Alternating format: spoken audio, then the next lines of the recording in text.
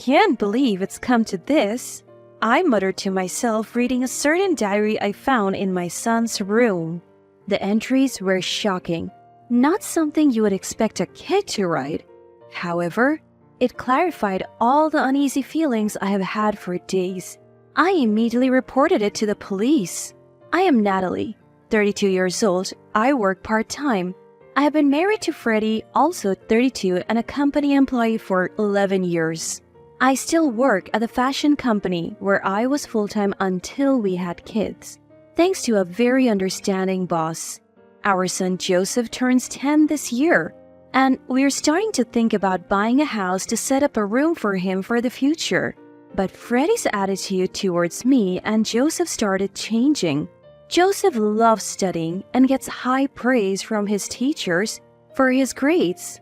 He's already doing well, but he still spends his time reading at the library or helping friends with their studies after school instead of playing outside. Once Joseph got a couple years into elementary school, Freddie started saying, "Kids should be playing outside. No need to study. They should be building strong bodies." He would send Joseph to the park in the cold without a jacket, or take away his books saying, "Too much reading will fill your head with weird ideas." At first, I was concerned about Joseph's lack of exercise, so I could understand Freddie's point, but I started to question him when his actions became excessive. I get where you're coming from, Freddie, but isn't this too much for Joseph? It's good to be active, but he doesn't need to be in light clothes, and he sets a time for reading, so no need to take his books away. "You're too soft, Natalie. That's why he gets sick from just a bit of outdoor play. You're his mom. Be responsible. He's a boy. He needs to be strong and active." Conversations about our son Joseph always ended in a stalemate, leaving me pondering what to do next. Whenever Freddie had a day off and wanted to take Joseph out, I made sure to go along. I did this to keep an eye on Joseph, ensuring he wasn't pushed too hard, and often suggested outings like going to the movies or visiting art museums. Joseph loves appreciating art, and when we would go to an art museum, he would eagerly share with me the knowledge he had gained from books. Freddie would say, "If you're going to places like that, I'm going to hang out with my friends." And he never once joined us. I tried to bridge the gap between Freddie's parenting approach and Joseph's interest. Eventually, I stopped trying, and we became increasingly divided within our home. After a while, Freddie said, "I don't want to waste my money on a child who won't listen to me. Let's cut down on Joseph's education expenses." The education expenses he mentioned were just a few tens of dollars a month for online courses, in addition to elementary school tuition. Frustrated, I decided to cover Joseph's course fees and any future learning activities with my own earnings and pre-marriage savings. Meanwhile, Freddie was spending the money he saved on new car parts and unnecessary upgrades like a new dash cam despite already renting one from the insurance company. Then one day, I got a call from my dad. He had hurt his back and asked if I could help him out with daily chores until he was better. My mom had passed away right after I got married due to a long-term illness. We hurried our wedding because I wanted her to see me as a bride. Ever since, Dad has been living alone, a 30-minute drive from us. Joseph enjoys visiting him occasionally and listens eagerly to his stories about the past. When I consulted Freddie about my dad's situation, he said, "He's getting up there in age, so it's a concern. Don't worry about me. Go take care of him." From that day on, I started going to my parents' home every other day after work. I would do some shopping first, then prepare meals for my dad before heading back home. Dad said shopping was enough, but standing for too long seemed to strain his back. On my days off, I would take Joseph to my parents' home. While I was cleaning the house, Joseph and Dad would have all kinds of engaging conversations. They both seemed to enjoy it. As the days went on, Dad started giving me money for taking care of him. He said, "Don't let caring for me take away from family time with Freddie. Aren't you guys planning to buy a house? How's that going?" Actually, we had already narrowed it down to a few properties. We just had to choose one. But between Freddie's attitude and caring for Dad, we had yet to pull the trigger. We decided to discuss it again once Dad was stable. Not wanting to worry Dad, I just said, "We're fine," and went home. Still, I felt that we shouldn't keep pushing family issues aside, so I decided to talk to Freddie after Joseph had gone to bed. Ever since we disagreed about how to raise Joseph, it's like there's been this distance, this wall between us. Family time has decreased too. What are you thinking about all this? Freddie replied, Even if you hear my opinion, you'll just end up spoiling Joseph anyway, so what's the point? Sure, I said it's okay to take care of your dad, but I never said it was okay to neglect our home. I didn't sign up for this. According to Freddie, he assumed I would continue to work part-time without cutting back, manage household chores perfectly, and then also take care of Dad. His "don't worry about me" had been just a polite phrase. To be honest, buying a house is basically taking on debt in my name. I don't want to do that for a son who disobeys and a wife who neglects her home for her parent. Freddie said, exhaling deeply as if to criticize my recent actions. But I'm working every day too, I argued. Plus, you go out with your friends on your days off and never play with Joseph. Just because things aren't going your way doesn't mean you can neglect parenting. Why should I have to spend my days off going to boring museums and libraries? I would understand if it were baseball or soccer. Freddie countered, making it clear he had no intention of compromising on what Joseph wanted to do. I was utterly dumbfounded by Freddie's comments, proving he's unreliable as a husband and as a dad. Initially, every time Freddie took Joseph out for some exercise, he didn't properly hydrate him, made him run endlessly, and didn't hold back when kicking or throwing balls. Not only did Joseph not enjoy these outings, but he also ended up getting injured or bedridden for days. Because of this, Joseph became afraid to go out with Freddie, and I had to worry excessively about their activities becoming downright dangerous. I have repeatedly told Freddie to be more considerate and moderate when it comes to Joseph's exercise, but Freddie never listened. Frustrated, I almost gave up on finding a solution. The unresolved tension weighed on my mind, especially with a home purchase and our family life at stake. Surprisingly, the problem was solved sooner than I thought. The day after our talk, Freddie apologized to me. According to Freddie, a conversation with a colleague who also had children led to this change of heart.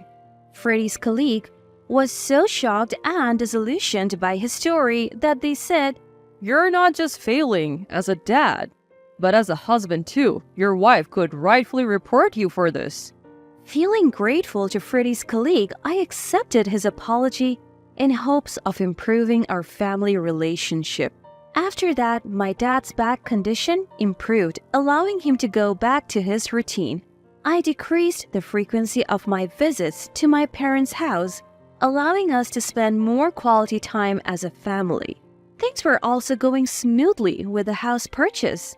We were just waiting for the mortgage approval. We were looking at a newly built house close enough to both our workplaces and without the need for Joseph to change schools.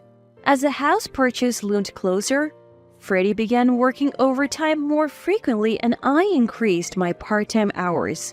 When it seemed like we would be home late, my dad took care of Joseph. Finally, our mortgage was approved and we purchased our new home.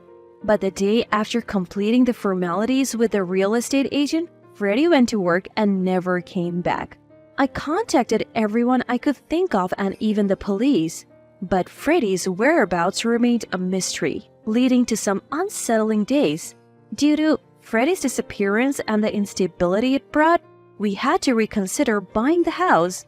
Fortunately, our real estate agent was understanding, and the property was popular enough that we could easily cancel the contract. About a week after Freddie vanished, while looking for clues, I found a notebook in Joseph's room. Rather than merely finding it, Joseph had deliberately left the notebook on his study desk with a sticky note that read, "I'm sorry for keeping quiet all this time." Opening the notebook, I discovered it was a diary that Joseph had kept for about 2 years since he was 8. I felt a chill reading it. The diary began with an account of seeing Freddie walking with a woman I didn't know, spotted on the way back from the library. Freddie and this woman seemed like a couple from a romance drama, it read. Could she be a special friend besides Mom? The diary wondered. At 8 years old, the concept of cheating seemed unknown. However, things took a turn when Joseph bumped into Freddie and this woman walking together. Freddie began to threaten Joseph, saying he would kick him out if he told me about this woman. Joseph realized that Freddie and this woman had a suspicious relationship. Ever since Joseph understood that their relationship resembled the cheating he had seen in dramas, his diary was filled with guilt for keeping this from me.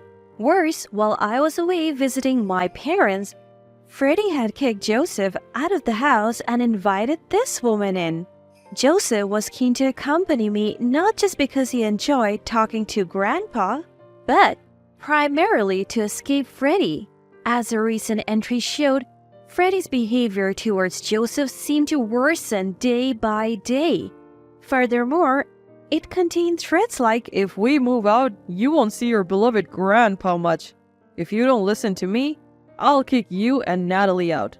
Then, Natalie might abandon you for making her lose her dad. By this point, I was trembling with anger at Freddie's actions and filled with shame for hurting Joseph without even realizing it. But the diary had even more shocking content in the last few days. If Grandpa gets hurt, Natalie will have to leave the house to take care of him. And you will even get some money. So it would be good if Grandpa gets hurt again. You should make Grandpa get hurt. It said it went as far as telling Joseph to push Grandpa or drop something heavy on his foot. The last page read, Dad said that if Grandpa's house caught fire, we would get money. Then we could build a more luxurious new house. And Mom would probably spend more time at Grandpa's so he could live with a new wife in a new house. I called the police the moment I read the diary and went to pick up Joseph and Dad. The police took the matter seriously and quickly located Freddie. He was staying at the home of a colleague from work who appeared to be the woman mentioned in his diary. Large amounts of gasoline were stored on the porch of that house. Freddie and his host made the lame excuse that they were planning to use it for a barbecue, but due to the excessive quantity, they were both taken in for questioning. I seized this moment to contact my lawyer, who I had already consulted about divorcing Freddie. Truth is, I had been aware of Freddie's affair all along. I had felt something was off when Freddie would opt out of family outings to hang out with friends on weekends. So I had been doing my own little investigation without alerting Freddie. Moreover, the latest recordings from Freddie's dashcam had conversations with this woman, and I knew they had been going to a hotel together. The day Freddie had apologized saying he had been told off by a colleague for being inappropriate, he had actually been asked by his mistress to break up because you don't seem like you would be a good dad if we had a child. I had reserved destroying our family by revealing Freddie's affair, especially after seeing he was breaking up with his mistress on the dashcam footage. I thought I would keep it to myself and give us another shot, but my decision put Joseph in agony and could have led to a catastrophe. Physically and emotionally drained, I steeled myself for the tough decisions ahead. When Freddie returned from the police station, he apologized profusely, saying, I felt enormous pressure financially, especially after buying the house, and I just ran away. The person who sheltered me was just a colleague, nothing more. I swear. Freddie seemed to think I was unaware of his affair at that point. I immediately contacted a lawyer and took Freddie to the law firm. When I mentioned his affair and demanded a divorce, he tried to shift the blame onto Joseph. Joseph told you, didn't he? He hates me and wants us to divorce. But He was left speechless when I presented evidence. After the lawyer finished explaining everything, saying, "We will be contacting your affair partner for compensation later. Please cooperate." Freddie suddenly stood up. He lifted his chair and hurled it towards me. I narrowly dodged it. Stunned, I listened as Freddie yelled at me, "You gave birth to an unlovable child and now you want to take my money even from her?" The lawyer intervened, and Freddie was taken back to the police station. The next day, I sent a package to Freddie's and his mistress's workplaces. It contained detailed documents and dashcam footage. The footage included conversations between Freddie and his mistress discussing how setting fire to my parents' house could net them money and give them more opportunities to meet. In the end, I received a hefty settlement from Freddie's family and the woman he cheated with. I finalized the divorce, sold our house and my parents' home, and moved to a neighboring state with Dad and Joseph. Though he wasn't charged by the police for the arson plot, my boss saw the incriminating footage. Recognizing Freddie as a danger, my boss fired him after his actions led to police involvement. His mistress found the work environment too hostile and quit, moving back to her family home. As for Freddie, his parents took him back in, but are keeping a close eye on him. They were planning to kick him out, but grew concerned he might harm me or their grandchildren after he complained about holding a grudge against me. Now, he lives under strict conditions, no car, no phone, and any money he makes doesn't go directly to him but is managed by his parents. After all the drama, I focused on Joseph's emotional well-being for a while.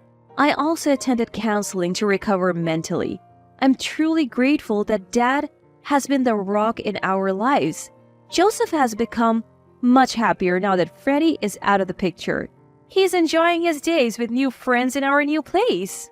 I was planning to leave the company I have been with for years, but my understanding boss offered me an opportunity to work remotely, managing an online store. Joseph has developed an interest in art and is now attending a local art class.